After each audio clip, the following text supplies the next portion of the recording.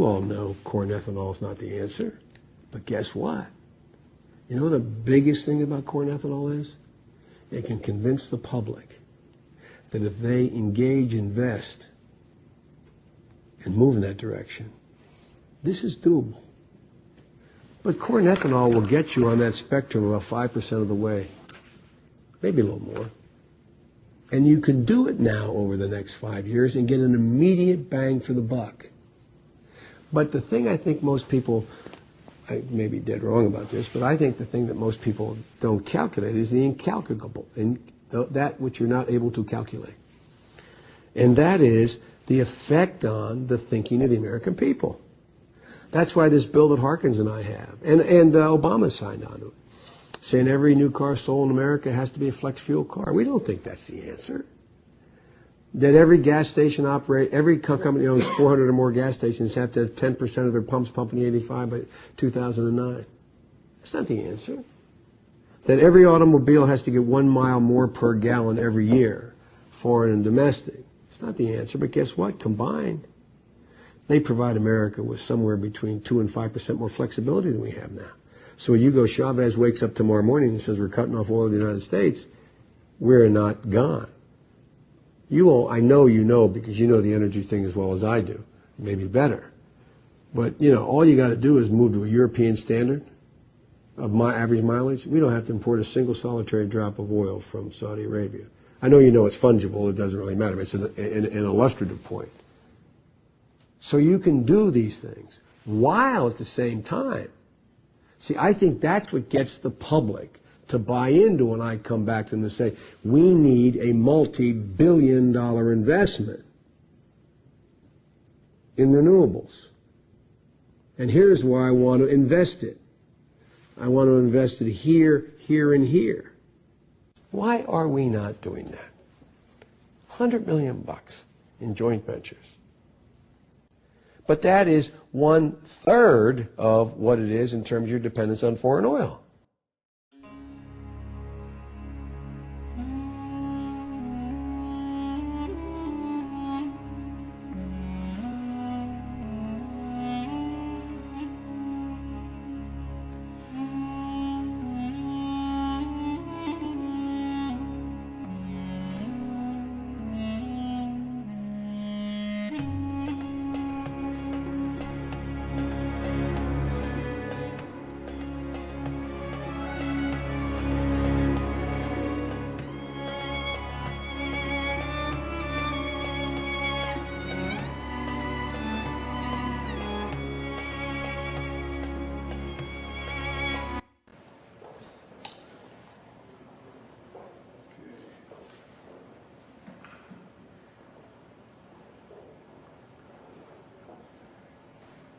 My pen over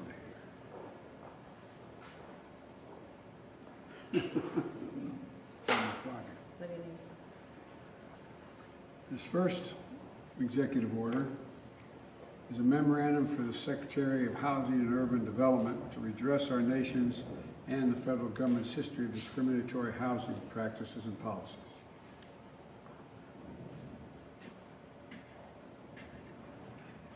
And I thought with the state of the nation today, is no time to waste, get to work immediately. As we've indicated earlier, we're going to be signing a number of executive orders over the next several days to week. And I'm going to start today. The compounding crisis of COVID, COVID-19, along with the economic crisis following that, and climate crisis, and racial equity issues. And, you know, some of the executive actions I'm going to be signing today are going to help change the course of the COVID crisis. And we're going to combat climate change in a way that we haven't done so far, and advance racial equity and support other underserved communities. We're going to rebuild our economy as well. And these are just all starting points. We're going to, in the process of rebuilding the economy, do what I said throughout the campaign and while running, rebuild the backbone of the country, the middle class. And so there's going to be a lot of focus on that. And I think some of the things we're going to be doing are going to be bold and vital.